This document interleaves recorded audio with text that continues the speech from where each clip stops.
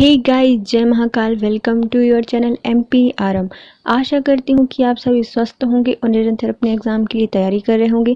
हमने इस वाली सीरीज़ में अलग अलग कोचिंग संस्थानों के नोट्स को कंप्लीट किया है, जिसमें आज हम पढ़ने वाले हैं दृष्टि IAS अकेडमी से मध्य प्रदेश मेंस पेपर 3 की यूनिट नंबर 10।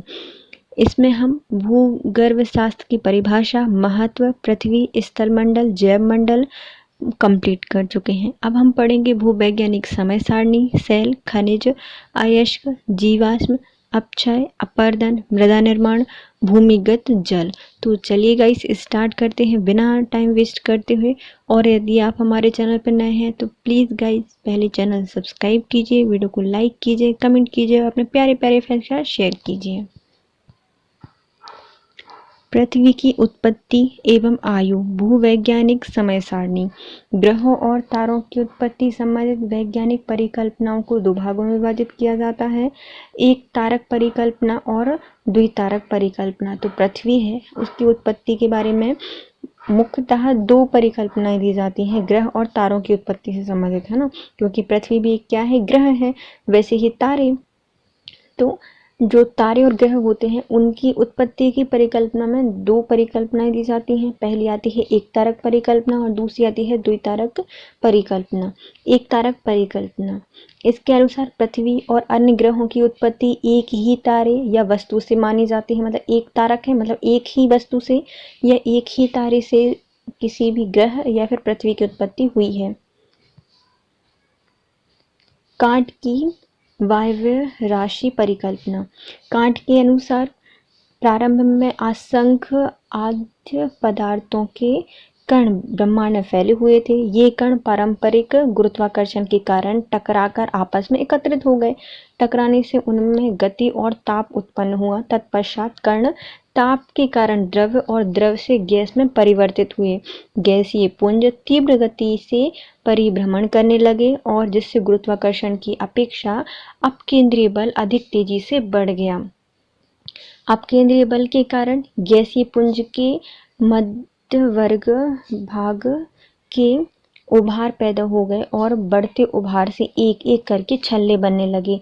इस प्रक्रिया से बने 9 गोलाकार छल्लों से 9 ग्रह बने और इस प्रकार की पुनरावृत्ति से इन ग्रहों के उपग्रह बने।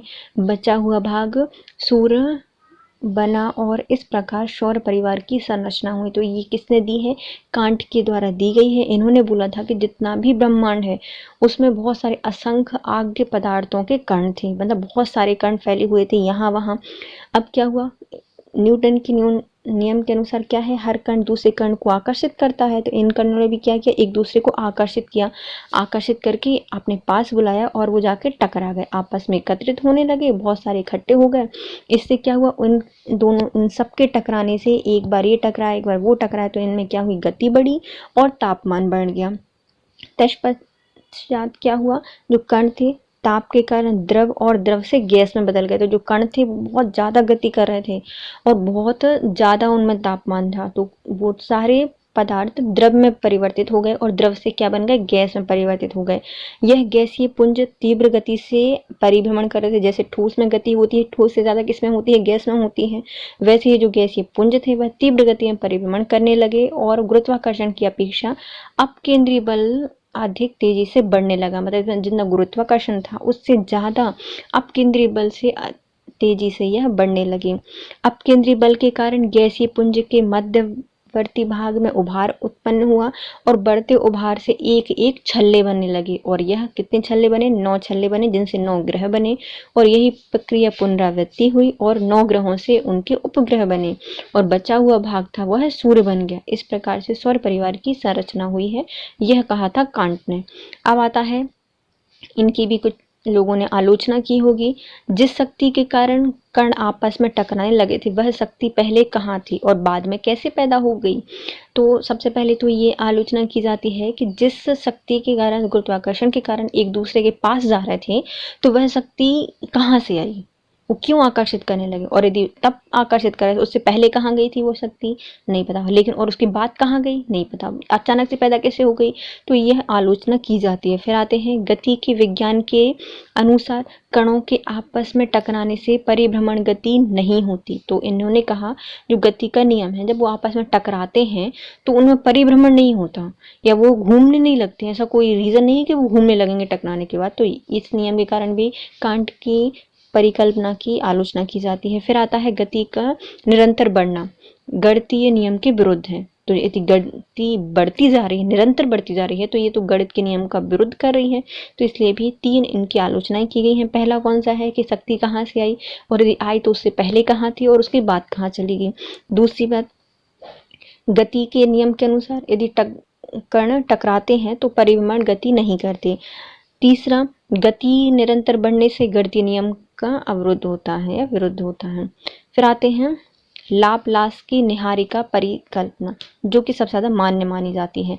अपनी पुस्तक एक्सपोजिशन ऑफ द वर्ल्ड के माध्यम से ब्रह्मांड उत्पत्ति की अपनी परिकल्पना लाप्लास ने प्रस्तुत की थी। तो भैया अलग अलग ला से भी शादी होंगी निहारिका की परिकल्पना में। तो लाप्लास की निहारिका परिकल्पना किसमें दी गई थी, एक्सपोजिशन ऑफ द वर्ल्ड के माध्यम से ब्रह्मांड उत्पत्ति में अपनी परिकल्पना दी थी। इन्होंने कांट की परिकल्पना में संशोधित रूप से अपने विचार आधार बनाए थे। मतलब जो कांट की थ्योरी थी उसको ही इन्होंने क्या किया, संशोधित करके अपने विचार बनाए। इनके अनुसार अतीत काल में ब्रह्मांड एक गतिशील और तप्त महापिंड था। लाप्लास ने इसे निहारिका कहा। मतलब जब बहुत समय पहले पूरा ब्रह्मांड क्या था, एक गतिशील और तप्त महापिंड था। मतलब एक बहुत तेज से घूमने वाला गर्म महापिंड था, जिसे निहारिका नाम दिया गया। निहारिका की गति के कारण विकिरण द्वारा ऊष्मा का ह्रास होने लगा। मतलब इतनी गति कर रही थी तो विकिरण हुआ, जिसके कारण उसकी ऊर्जा में ह्रास होने लगा। इससे निहारिका का बाहरी भाग शीतल होने लगा। जैसे उसकी ऊर्जा ह्रास हुई तो जो बाहरी भाग था वह कैसे होने लगा, शीतल होने लगा। शीतल होने से निहारिका का संकुचन भी होने लगा। जैसे वो ठंडी होगी, पहले बहुत ज्यादा फैली हुई थी, अब वो ठंडी होने लगी तो वह क्या होने लगी, संकुचित होने लगी। आयतन कम होने के कारण निहारिका की गति में निरंतर वृद्धि होने लगी। जैसे उसका आकार कम हुआ वह तेज घूमने लगी। अत्यधिक गति होने से निहारिका के मध्यवर्ती भाग के पदार्थ भारहीन होने लगे और मध्यम भाग से बाहर की ओर उभरने लगे। जब निहारिका थी वह इतनी तेज गति कर रही थी, उसके अंदर जो भारहीन मतलब छोटे छोटे से पदार्थ थे जिन्हें भार नहीं था, वह भारहीन होने लगे पदार्थ, और वह बाहर की ओर या मध्य की ओर आगे बढ़ने लगे।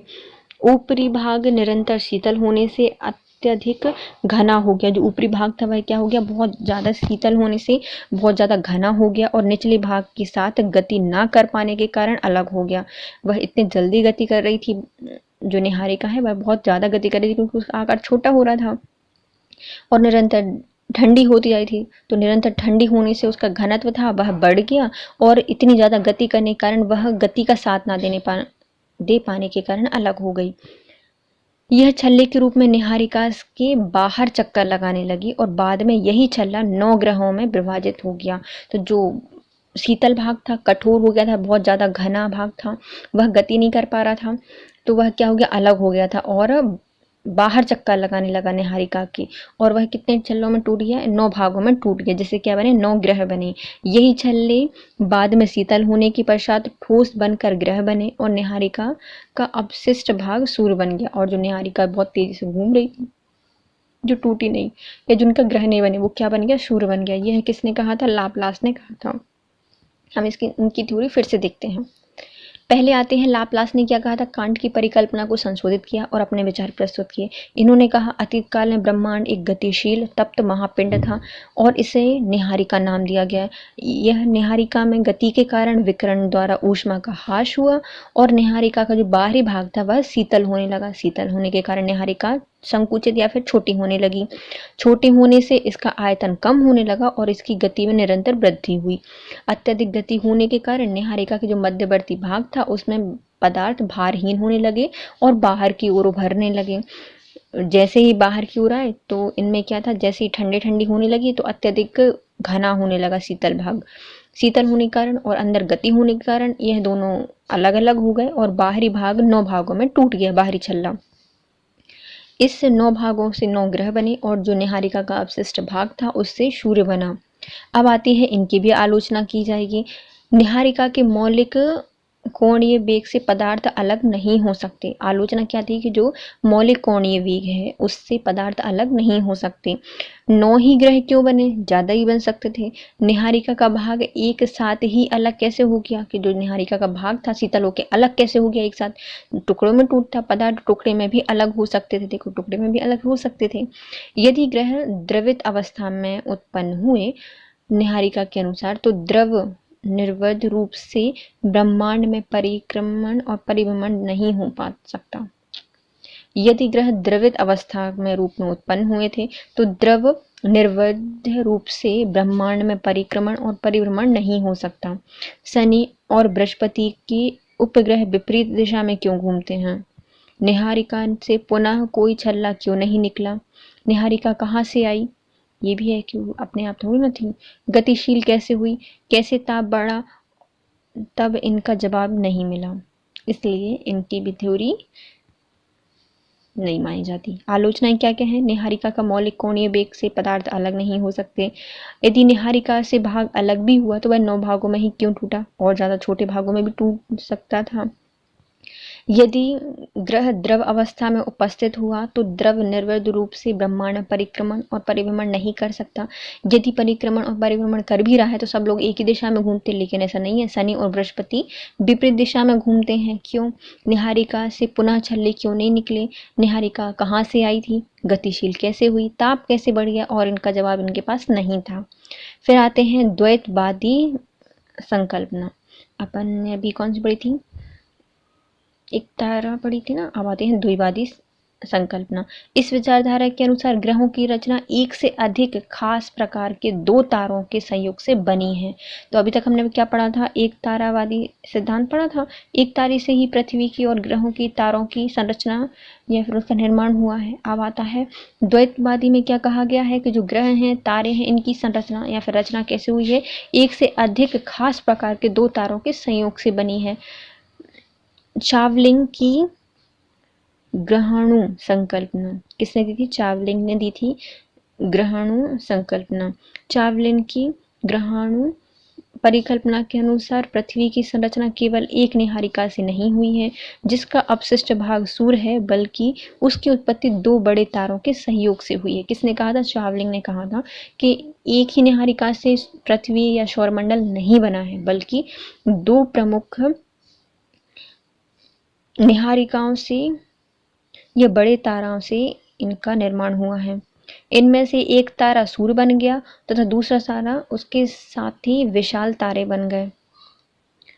ग्रह निर्माण से पहले सूर्य तप और गैस पूर्ण नहीं था, परंतु ठोस कणों से निर्मित चक्राकार और शीतल था।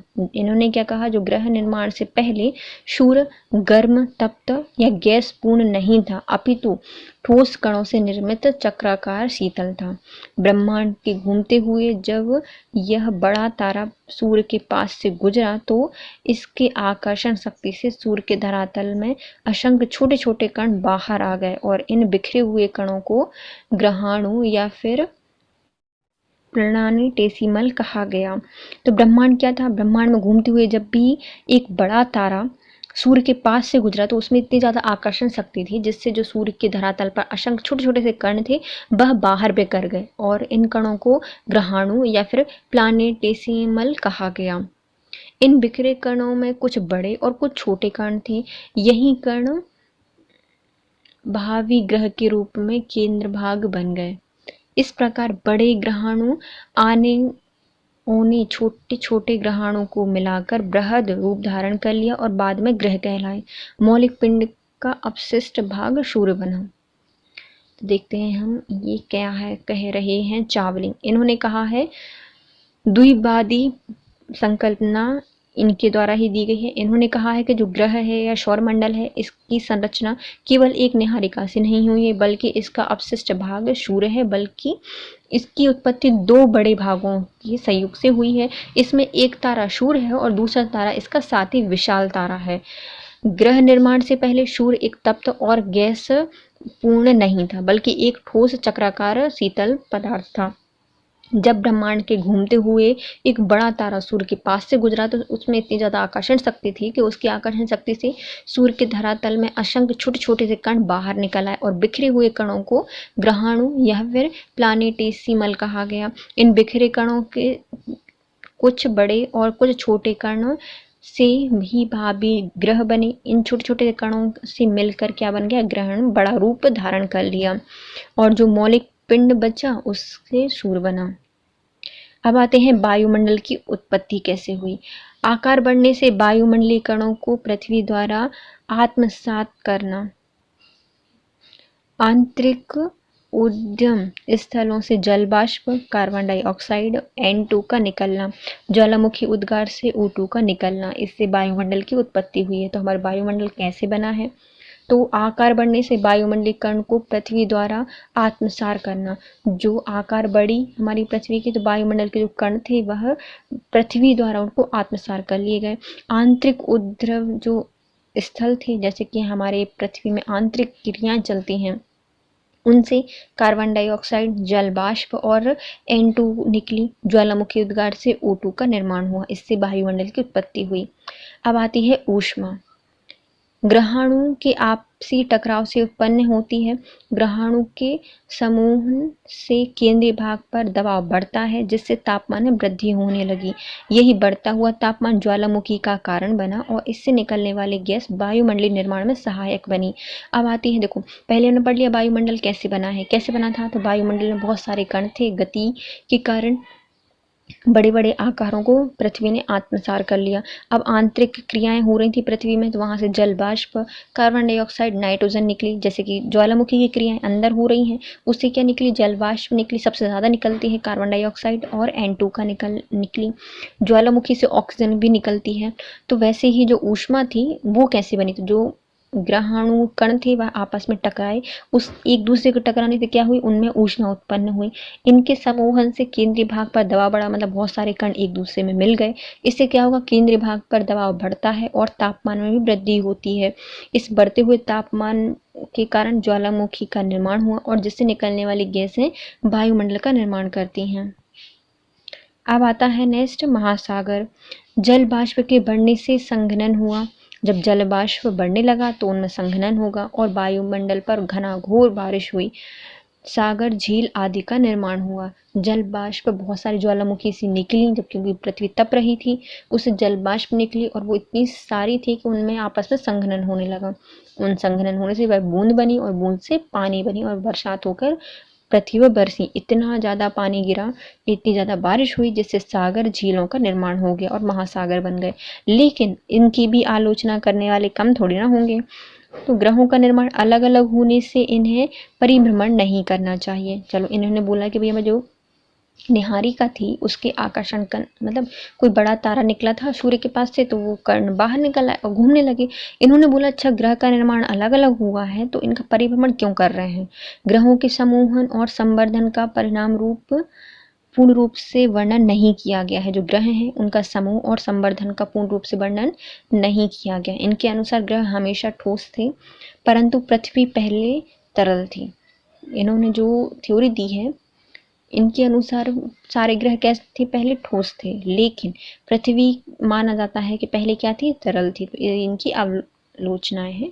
कौन कौन सी आलोचना है। पहला, ग्रहों का निर्माण अलग अलग होने से परिभ्रमण नहीं करना चाहिए। ग्रहों के समूह और संवर्धन का पूर्ण रूप से वर्णन नहीं किया गया है और इनके अनुसार ग्रह हमेशा ठोस थे, परंतु पृथ्वी पहले तरल थी। अब आती है जेम्स जीन्स की ज्वारीय परिकल्पना। जेम्स जीन्स की ज्वारीय परिकल्पना, जे जे जे जे जे ट्रिपल जे, जेम्स जीन की ज्वारीय परिकल्पना। सौरमंडल का निर्माण सूर्य और अन्य तारों के सहयोग से हुआ है। प्रारंभ में सूर्य गैसों का एक बहुत बड़ा गोला था। सूर्य के साथ ब्रह्मांड में एक दूसरा विशालकाय तारा था। सूर्य अपनी जगह पर स्थित तथा घूम रहा था। साथ ही तारा, जिसका आयतन सूर्य से बहुत अधिक और विशाल था, एक पथ के सहारे सूर्य के निकट आ गया, जिसकी ज्वारीय शक्ति का प्रवाह सूर्य के बाह्य भाग पर पड़ा। जिस प्रकार सूर्य और चंद्रमा की स्थिति के अनुसार पृथ्वी पर ज्वार आते हैं। जब तारे की आकर्षण शक्ति सूर्य से अधिक हो गई, जिससे हजारों किलोमीटर लंबा शिगार आकार का ज्वार सूर्य के बाह्य भाग में उठा, जिसे फिलामेंट कहा गया। जब तारा अधिक दूर चला गया और कोई ज्वारीय भाग सूर्य में नहीं निकला, तब सूर्य और तारे के खिंचाव के कारण फिलामेंट मध्य में मोटा और किनारों पर पतला हो गया। इस फिलामेंट से ही बाद में 9 ग्रहों की उत्पत्ति और निर्माण हुआ। एक किसने कहा है? जेम्स जीन्स ने कहा है। उनके ज्वारीय सिद्धांत है कि सूर्य एक ग्रह है, मतलब सूर्य क्या था? एक गैस का पिंड था, बड़ा गोला था। उसके ही समान एक विशालकाय तारा भी था, जो कि सूर्य के पास आया। सूर्य तो एक जगह पर स्थिर और घूम रहा था, वह उसके पास आया। उसकी आकर्षण शक्ति इतनी ज़्यादा थी जिससे सूर्य में क्या हुए, ज्वारीय शक्ति का प्रभाव से सूर्य का एक भाग बाहर की ओर आने लगा। जैसे कि पृथ्वी पर चंद्रमा और सूर्य के कारण ज्वार उठते हैं। जब तारे की आकर्षण शक्ति सूर्य से बहुत अधिक हो गई तो हजारों किलोमीटर लंबा एक शिगार बना, जो कि फिलामेंट के नाम से जाना गया। जब तारा चलते चलते अधिक दूरी पर चला गया तो वह ज्वारीय भाग सूर्य से नहीं निकला, मतलब और कोई सा भाग सूर्य से नहीं निकला, और यह ज्वारीय भाग जो फिलामेंट था वह मध्य में मोटा और किनारों से पतला हो गया। बाद में यह टूटकर 9 ग्रहों की उत्पत्ति हुई। अब आती है आलोचना क्या है। दूसरा तारा कहाँ से आया और कहाँ चला गया? पहली आलोचना कि चलो भैया हो सकता है होगा तारा, लेकिन दूसरा तारा कहाँ से आया और फिर वो घूम के क्यों चला गया, फिर क्यों नहीं आया?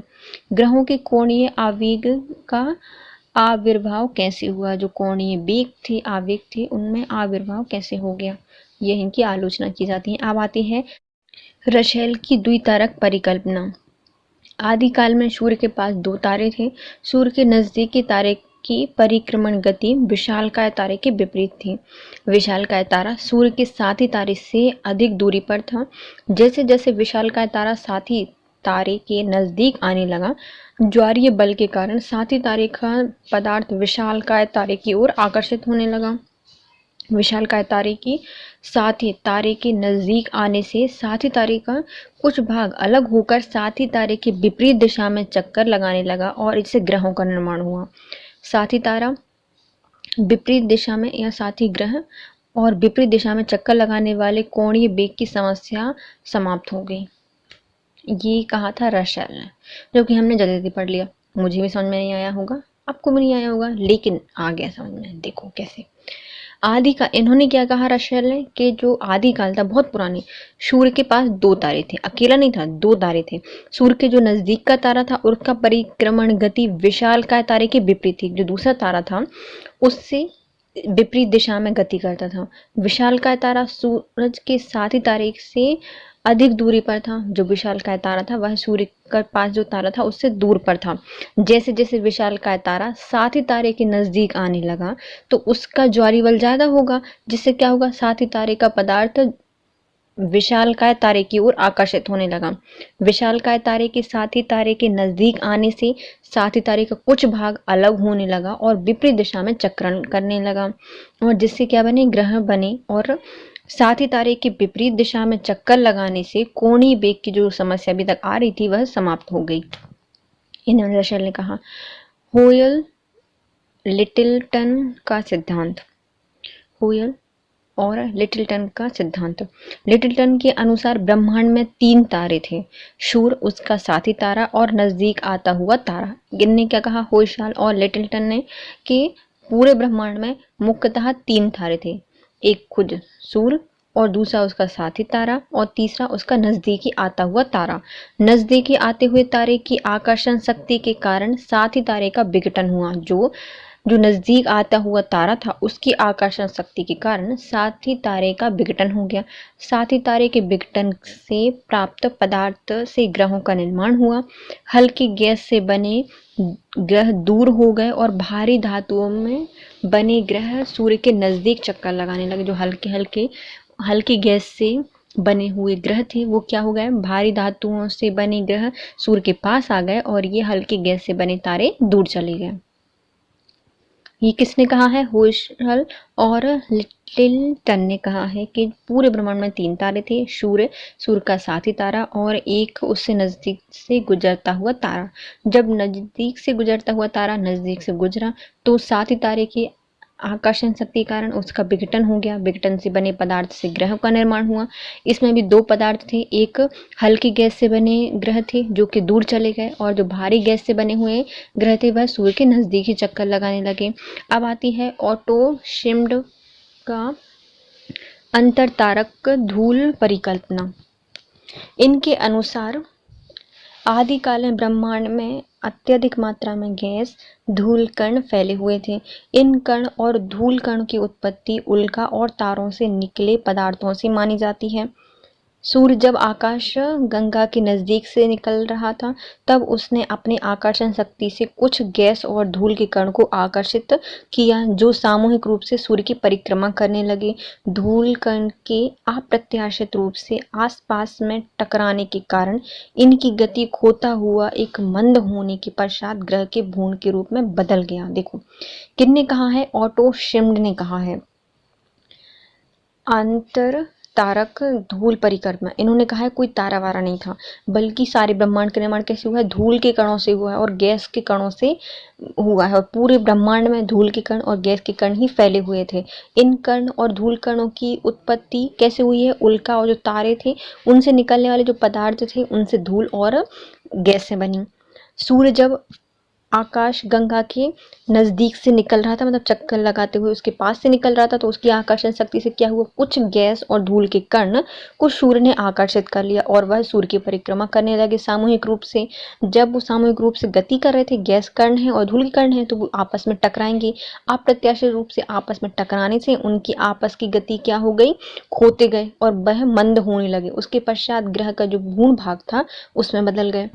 आगे चलकर यह भ्रूण और अधिक पदार्थ आत्मसार करने के एस्टेरॉयड और ग्रह का रूप धारण कर लिया। इसने क्या किया? जो भ्रूण था वह अधिक पदार्थ आत्मसार करते हुए एस्टेरॉयड और ग्रह के रूप बन गए।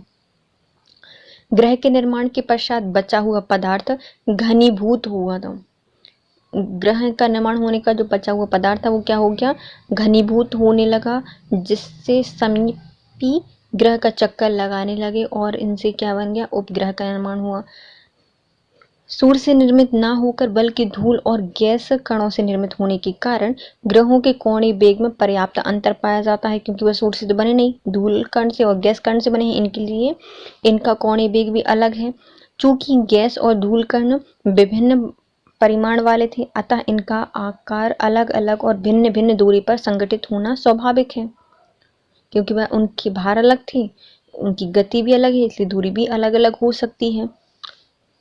और जो ग्रह से निर्माण के पश्चात जो बचा हुआ भाग था वह भी घनीभूत हो गया, मतलब इकट्ठा हो गया और उसे उन्हीं का चक्कर लगाने लगा, जिन्हें क्या कहा जाता है? उपग्रह कहा जाता है। अब आती है बिग बैंग सिद्धांत। इसके पहले हम पढ़ लेते हैं इनकी ऑटो शिम्ड का अंतरतारक धूल परिकल्पना क्या है। इन्होंने बोला कि पूरे ब्रह्मांड में धूल और गैस के कण फैले हुए थे।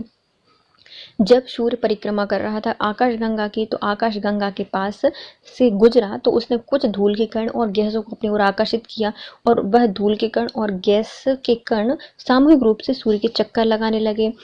वह सामूहिक रूप से चक्कर लगा रहे थे तो अप्रत्याशित रूप से आपस में टकराने के कारण उनकी गति चली गई या खो गई। इससे मंद होने के पश्चात ग्रहों के भ्रूण का निर्माण हुआ।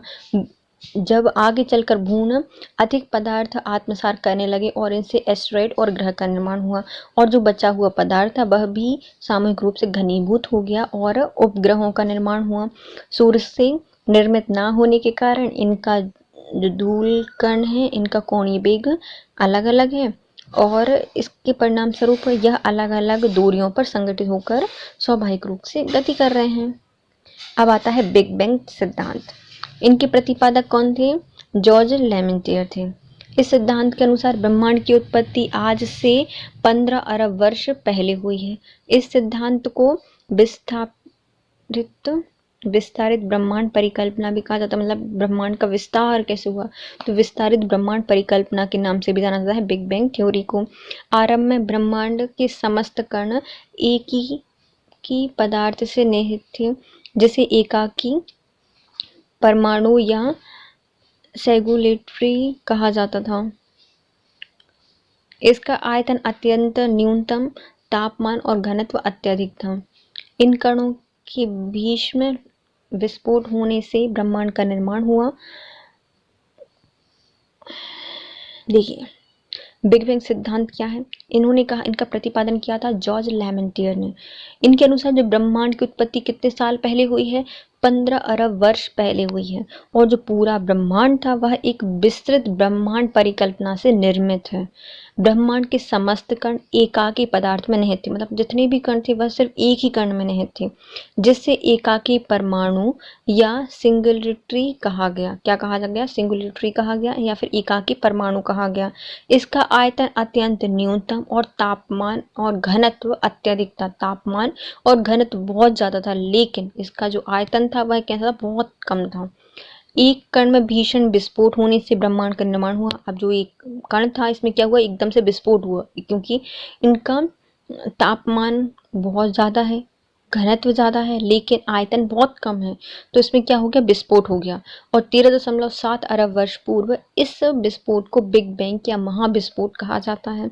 बृहद विस्तार विस्फोट के 1 सेकंड के भीतर ही हो गया था। इतना बड़ा जो विस्फोट है वह कितने सेकंड में हुआ था? सिर्फ 1 सेकंड के भीतर ही हो गया था। बिग बैंग से 3 अरब वर्ष के दौरान 4500 केल्विन ताप गिर गया। जिसका तापमान था वह क्या हो गया? 3 अरब वर्षों के बाद इसका तापमान नीचे गिर गया और ब्रह्मांड की उत्पत्ति और आकाशगंगा के मध्य विस्तार को स्थिर अवस्था संकल्पना हायर द्वारा प्रस्तुत कहा गया।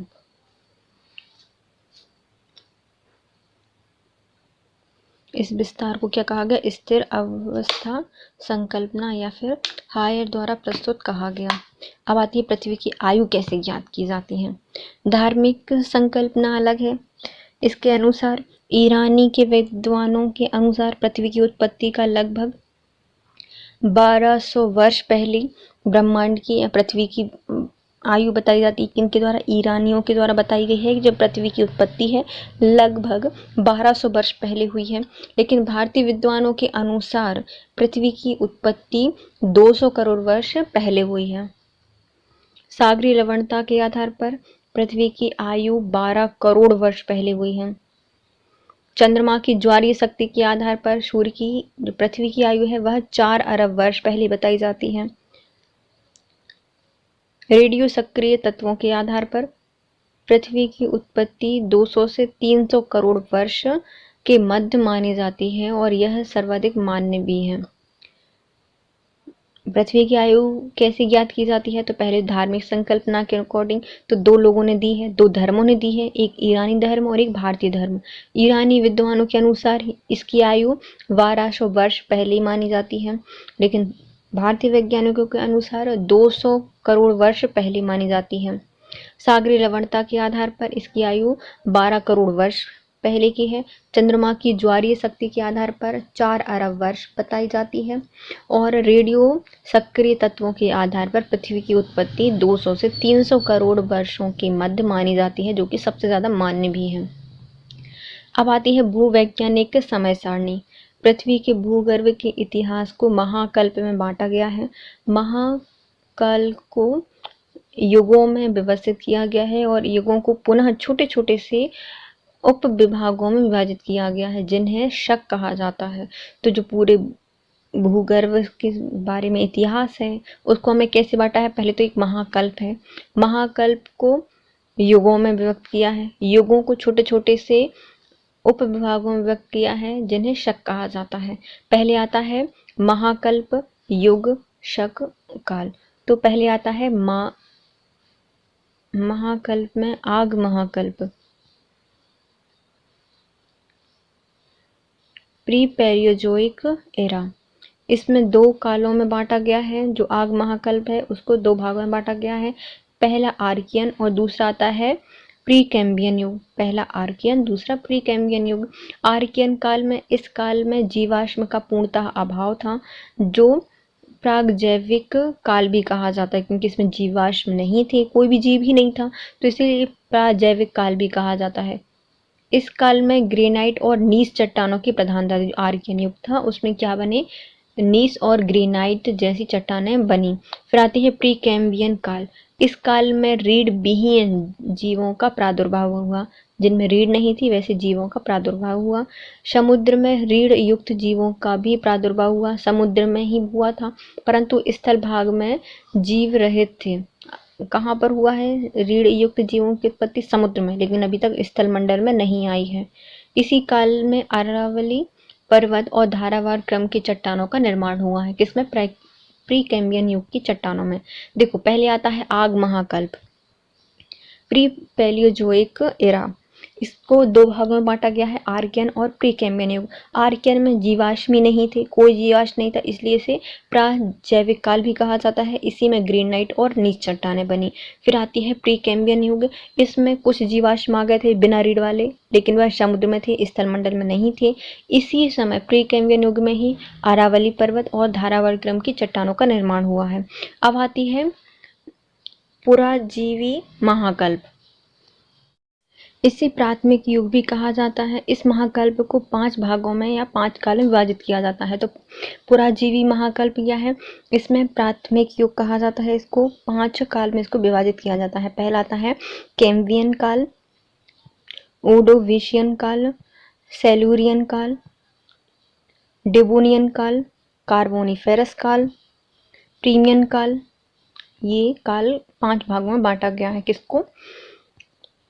पुराजीवी महाकाल को, ये महाकल्प को। पहला आता है कैम्बियन काल।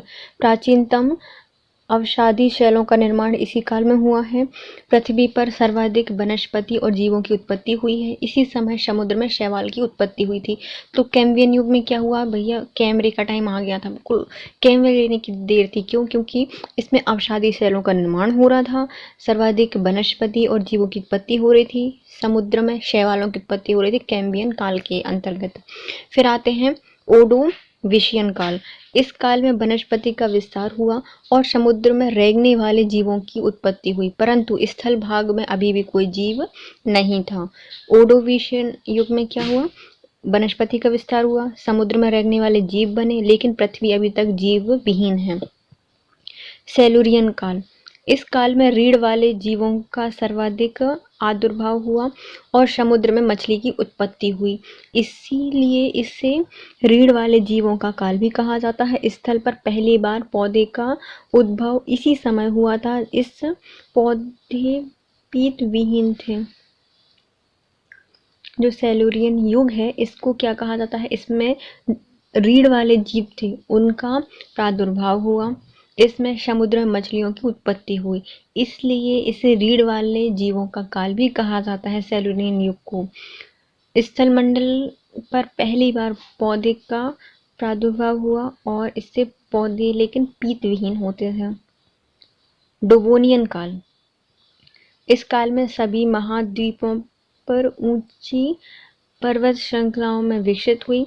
इस काल में पृथ्वी की जलवायु समुद्री जीवों विशेषकर मछलियों में सर्वाधिक अनुकूलन हुआ।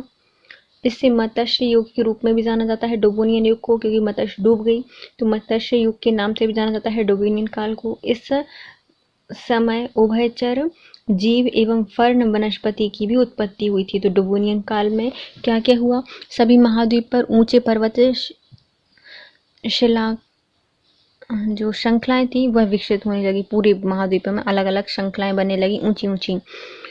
पृथ्वी की जलवायु समुद्री जीवों विशेषकर मछलियों में सर्वाधिक अनुकूलन हुआ, इसलिए इसको मत्स्य युग कहा जाता है। इसमें उभयचर जीव मतलब अब ऐसी जीव बनने लगे जो समुद्र में रहने के साथ साथ पृथ्वी पर भी रहते हैं, तो उभयजीव जीव बने उभयचर, और फर्ण वनस्पतियों की उत्पत्ति भी डेवोनियन काल में ही हुई है। नेक्स्ट आता है कार्बोनिफेरस काल। इस काल में उभयचरों का विकास और विस्तार हुआ। विकास तो डेवोनियन काल में हो गया था, लेकिन उनका और ज़्यादा विस्तार हो गया। रेंगने वाले जीव का भी स्थल पर प्रादुर्भाव हुआ। अब क्या हुआ? रेंगने वाले जीव पृथ्वी पर आ गए। इससे बड़े वृक्षों का काल भी कहा जाता है कार्बोनिफेरस को। इस समय बड़े भ्रंश से पेड़ों के दब जाने से गोंडवाना क्रम की चट्टानों का निर्माण हुआ। इसमें कोयले के व्यापक निक्षेप मिलते हैं, इसलिए इसे कार्बोनिफेरस काल या कोला युग कहा जाता है। तो कार्बोनिफेरस में क्या हुआ? बड़े बड़े पेड़ बने। अभी तक फर्न छोटे छोटे पेड़ बने थे, लेकिन अब कार्बोनिफेरस युग में बड़े बड़े पेड़ बनने लगे और इसी युग में अभी देखो डोबोनियन काल में बड़ी बड़ी श्रृंखलाएं बन रही थी। तो श्रृंखला में क्या होते हैं, भूस्खलन भी होता है, तो बड़े बड़े पत्थर पहाड़ गिरे तो उनके नीचे क्या आ गए, पेड़ आ गए, जिससे क्या बने, कोयले का निर्माण हुआ और इसमें गोंडवाना क्रम की चट्टानें बनी जिनसे कोयला बना। इसलिए इसको कार्बोनिफेरस काल या फिर कोयला युग भी कहा जाता है। और रेंगने वाले जीव का भी स्थान बन गया स्थलमंडल। पर्मियन काल, भ्रंशन से आंतरिक झीलों का निर्माण हुआ। जो भ्रंश था उससे क्या हुआ, आंतरिक झीलों का निर्माण हुआ। आंतरिक झीलों के बाष्पीकरण से पृथ्वी पर पोटाश भंडार का निर्माण हुआ। भ्रंशोत पर्वतों का निर्माण भी हुआ। देखो क्या हुआ है, पर्मियन काल में भ्रंशन से जो भ्रंश पड़ रहे थे उनसे आंतरिक झीलों का निर्माण हुआ। आंतरिक झीलों के बाष्पीकरण से पृथ्वी पर पोटाश भंडार का निर्माण हुआ। जो झीलें थी वह बाष्पीकृत हो गई, इससे पृथ्वी पर क्या हुआ, पोटाश भंडार का निर्माण हुआ। और भ्रंशोत पर्वतों का भी निर्माण हुआ। भ्रंशों से क्या हुआ, भ्रंशोत पर्वतों का निर्माण भी हुआ। महाजीवीय महाकल्प, इसको हम पढ़ेंगे बाद में, पहले आते हैं हमारा पुराजीवी महाकल्प। इसको मुख्यतः 5 भागों में बांटा जाता है। पहला आता है कैम्बियन युग। इसमें क्या हुए हैं, अवसादी चट्टानों का निर्माण हुआ है, वनस्पति और जीवों की उत्पत्ति हुई है पृथ्वी पर बहुत सारे, और समुद्र में शैवालों का निर्माण हुआ। फिर डोवोसियन काल, नहीं ओडोविशियन काल। इसमें समुद्र में रेंगने वाले जीवों की उत्पत्ति हुई, लेकिन स्थलमंडल में जीवों की उत्पत्ति नहीं हुई थी। सेलुरियन काल, इसमें रीढ़ वाले जीवों की उत्पत्ति हुई है समुद्र में और मछलियों का निर्माण हुआ। रीढ़ वाले जीवों का काल भी कहा जाता है। और पहली बार स्थल पर वृक्षों की उत्पत्ति हुई थी। डोबोनियन काल, इसको मत्स्य काल भी कहा जाता है, क्योंकि मत्स्य में सबसे ज़्यादा अनुकूलन इस काल में पाया गया है और ऊंची ऊंची श्रृंखलाओं का निर्माण हुआ। फर्न वनस्पति और उभयचर भी इसी समय डोबोनियन काल में ही हुई। कार्बोनिफेरस काल, इस काल में उभयचरों का विकास और विस्तार बढ़ा।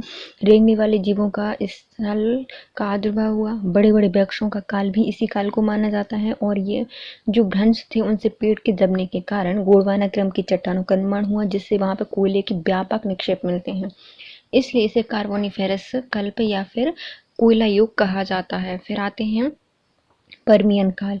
इसमें भ्रंशन से आंतरिक झीलों का निर्माण हुआ। आंतरिक झीलों के बाष्पीकरण से पृथ्वी पर पोटाश भंडारों का निर्माण हुआ और भ्रंशोत पर्वत का निर्माण भी इसी काल में हुआ है, पर्मियन काल में। मध्यजीवी महाकल्प, इसे द्वितीयक युग भी कहा जाता है। इसे ट्रियासिक युग, जुरासिक युग और क्रिटेशियस युग में बांटा गया है। जो मध्य महाकल्प है इसको 3 युगों में बांटा गया है, 3 काल में बांटा गया है, जिसको कहा जाता है ट्रियासिक काल, जुरासिक काल और क्रिटेशियस काल। पहला आता है ट्रियासिक काल। इस काल में स्थल पर बड़े बड़े रेंगने वाले जीवों का विकास हुआ, इसलिए इसे रेंगने वाले जीवों का काल भी कहा जाता है। यह काल आर्कियोपेटेरिस की उत्पत्ति का काल था। रेप्टाइल्स भी इसी स्तनधारी की उत्पत्ति हुई थी इसी काल में, और इस काल में ही मेंढक और कछुए की उत्पत्ति हुई। तो जो ट्रियासिक काल था इसमें क्या हुई है, प्रमुखतः 4 चीजें हुई हैं। बड़े बड़े रेंगने वाले जीव बने, दूसरा आर्कियोपेटेरिस की उत्पत्ति हुई, रेप्टाइल्स स्तनधारी की उत्पत्ति हुई और मेंढक और कछुए की उत्पत्ति हुई। अब नेक्स्ट आता है जुरासिक काल। इस काल में डायनासोर रेप्टाइल्स का विकास हुआ। इस काल में जलचर, थलचर और नभचर तीनों का आविर्भाव हुआ और पुष्प युक्त वनस्पति इसी काल में आई थी। प्रथम उड़ने वाले पक्षियों का भी उद्भव इसी काल में हुआ था। जुरासिक वर्ल्ड में क्या क्या हुआ है, डायनासोर रेप्टाइल्स का निर्माण हुआ, जलचर, थलचर और नवचर तीनों का आविर्भाव हुआ और प्रमुख जो पुष्प वाले वनस्पति हैं उनका विकास हुआ और उड़ने वाले पक्षियों का भी उद्भव हुआ था। क्रिटेशियस काल, इस काल में एंजियोस्पर्म पौधे, आवृतबीजी पौधों का विकास हुआ। भारत के पठारी भाग में इसी काल में ही ज्वालामुखी लावा की दरारें उद्भेदन हुआ था, जिससे डक्कन ट्रैप और काली मिट्टी का निर्माण हुआ।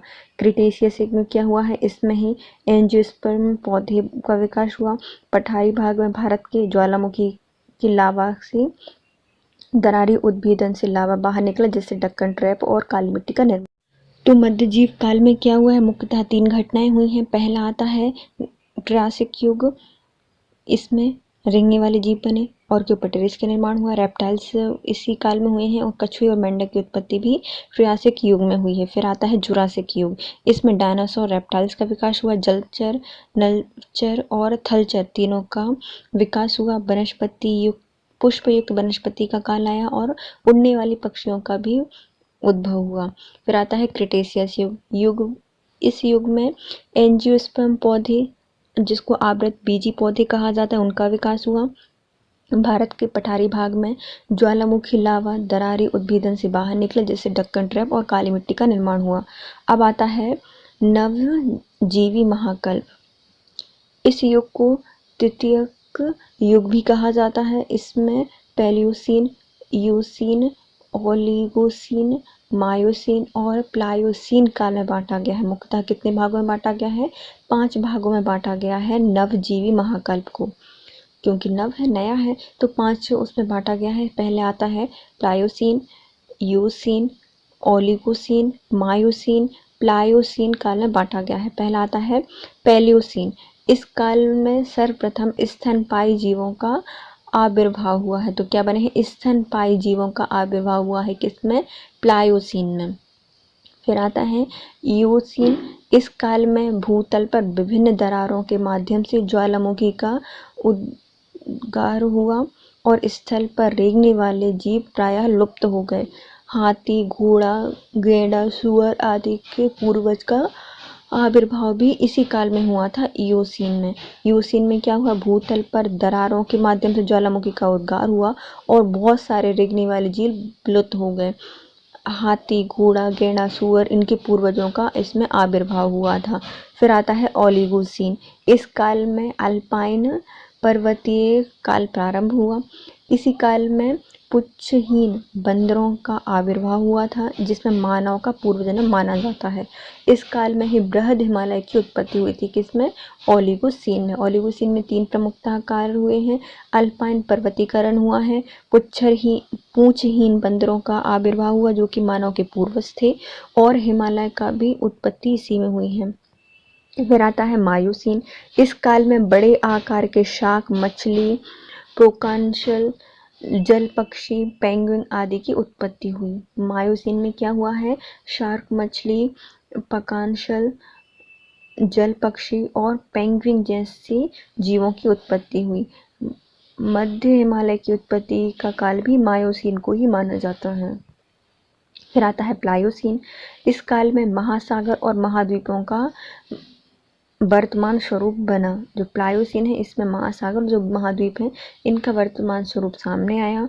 पृथ्वी में विस्तृत मैदानों का विकास हुआ। बड़े स्तनपायी प्राणियों की संख्या में कमी आई। शिवालिक की उत्पत्ति हुई। हिमालय पर्वत, दक्षिण के प्रायद्वीपीय भारत के बीच स्थित जलपूर्ण द्रोणी तैथिस भूसन्नति अवसाद इसमें निर्मित हुए। भूतैथिस सन्नति के जमाव से उत्तरी विशाल मैदान का आविर्भाव इसी काल में हुआ है। तो कौन सा काल है ये? प्लायोसीन है। इसमें महासागर और महाद्वीपों का वर्तमान स्वरूप आया। विश्व के विशाल मैदान, जो विस्तृत मैदान है, उनमें बड़े बड़े स्तनपायी प्राणियों की संख्या में कमी आई। शिवालिक की उत्पत्ति हुई। हिमालय के जो दक्षिणी और दक्षिण में प्रायद्वीपीय भारत है, उनके बीच में जल पूर्ण द्रोणी तैथिस भूसन्नति के अवसादों का निर्माण हुआ, जिसके जमाव से उत्तर विशाल मैदान का आविर्भाव हुआ। अब आता है, इसको हम फिर से देखते हैं, नवजीवी महाकल्प। इसको 5 भागों में बांटा गया है। तृतीयक युग कहा जाता है। प्लायोसीन, ईओसीन, ओलिगोसीन, मायोसीन और प्लायोसीन कहा जाता है। पहले आता है पैलियोसीन। इस काल में बड़े बड़े स्तनपायियों का आविर्भाव हुआ। फिर आता है ईओसीन। इस काल में भूतल पर विभिन्न दरारों के माध्यम से ज्वालामुखी का उद्गार हुआ। स्थल पर रेंगने वाले जीव प्रायः विलुप्त हो गए। इसमें घोड़ा, हाथी, गैंडा, सुअर आदि के पूर्वजों का आविर्भाव हुआ। ओलिगोसीन। इस काल में अल्पाइन पर्वतीकरण प्रारंभ हुआ। पुच्छहीन बंदरों का आविर्भाव हुआ जो कि मानव के पूर्वज थे। इसमें बृहद हिमालय का निर्माण भी हुआ है। फिर आता है मायोसीन, इसमें बड़े बड़े शाक, मछली, प्राकंश, जल पक्षी, पेंगुइन आदि की उत्पत्ति हुई और मध्य हिमालय जो है वो भी मायोसीन में ही बना है। फिर आता है प्लायोसीन, इसमें महासागर और महाद्वीपों का वर्तमान स्वरूप निकल कर आया। इसमें पूरे विश्व में विशाल मैदान बने और इसमें स्तनपाइयों की संख्या कम हो गई। शिवालिक की उत्पत्ति हुई। हिमालय पर्वत और दक्षिण के प्रायद्वीप भाग के बीच में जलपूर्ण द्रोणी भूसन्नति से विशाल मैदान का निर्माण हुआ, जिससे उत्तरी विशाल मैदान बना। फिर आता है नूतन महाकल्प, इसे चतुर्थ युग कहा जाता है। इसमें 2 भाग हैं, जिसमें प्लेइस्टोसीन और होलोसीन या अभिनव काल निर्मित हुआ। इसके 2 उपभाग हैं। पहला आता है प्लेइस्टोसीन, दूसरा होलोसीन या फिर अभिनव काल। जो नूतन महाकल्प है इसको चतुर्थ युग कहा जाता है और इसके 2 भाग हैं। पहला आता है प्लेइस्टोसीन और दूसरा आता है होलोसीन या फिर अभिनव काल। प्लेइस्टोसीन काल में क्या था, भूपटल पर हिम चादरों का विकास हो गया था। हिमानी काल के कारण सागर तल में गिरावट आई। इस युग के अंत तक हिम चादरें पिघलती चले गए और स्कैंडिनेवियन क्षेत्र की ऊंचाई में निरंतर वृद्धि हुई। पृथ्वी पर उड़ने वाले पक्षियों का आविर्भाव इसी काल में माना जाता है और पृथ्वी पर मानव और अन्य स्तनपायी जीव वर्तमान स्वरूप में इसी काल में विकसित हुए थे। कौन सा काल है ये? प्लेइस्टोसीन काल है। प्लेइस्टोसीन, पेरिस बनने वाला है हमारा भारत, नहीं पूरा वर्ल्ड। प्लेइस्टोसीन काल, इसमें भूपटल पर हिम चादरों का विकास हो गया, हिम चादरें बनने लगी। हिमीकरण के कारण जब बनी तो सागर तल में गिरावट आ गई, हिम चादरें पिघलते चले गए और स्कैंडिनेवियन क्षेत्र में ऊंचाई उत्पन्न हुई। पृथ्वी पर उड़ने वाले पक्षियों का आविर्भाव हुआ। पृथ्वी पर मानव और स्तनपायी जैसे जीवों का वर्तमान स्वरूप विकसित हुआ। फिर आता है होलोसीन या अभिनव काल। इस काल में तापमान में वृद्धि के कारण प्लेइस्टोसीन काल के हिम की समाप्ति हो गई। इस काल में सागरी जीव वर्तमान अवस्था में आए और स्थल पर मनुष्यों ने कृषि काल एवं पशुपालन आरंभ हो गया। तो किसमें हुआ है? होलोसीन या अभिनव काल में 3 प्रमुख घटनाएं हुई थी। इस काल में तापमान में वृद्धि हुई थी, जिसके कारण प्लेइस्टोसीन काल में हिम की समाप्ति हो गई। इस समय सागरी जीव वर्तमान अवस्था में प्राप्त हो गए थे और स्थल पर मनुष्य ने कृषि कार्य और पशुपालन प्रारंभ कर दिया था। लास्ट कौन सा था हमारा? नूतन महाकल्प। 2 भागों में बांटा गया है, प्लेइस्टोसीन काल और होलोसीन काल। फिर आता है प्लेइस्टोसीन काल। इसमें भूपटल पर हिम चादरों का विकास हुआ, समुद्र तल में गिरावट आ गई और जो स्कैंडिनेवियन क्षेत्र है उसकी ऊंचाई में निरंतर वृद्धि हो गई क्योंकि वहाँ की चादरें पिघलने लगी थीं। फिर आते हैं उड़ने वाले पक्षियों का आविर्भाव हुआ और पृथ्वी पर मानव और स्तनपायी का वर्तमान स्वरूप विकसित हुआ।